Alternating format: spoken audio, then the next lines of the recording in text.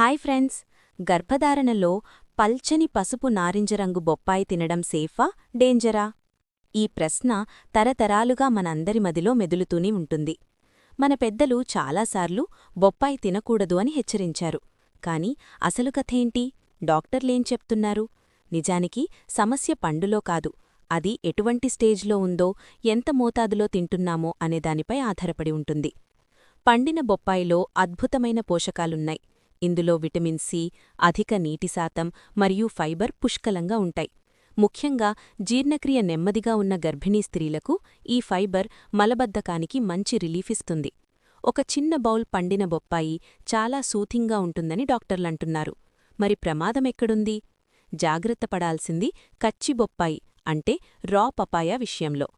పండని బొప్పాయి లేదా కచ్చి బొప్పాయిలో లాటెక్స్ అనే పదార్థం ఎక్కువగా ఉంటుంది.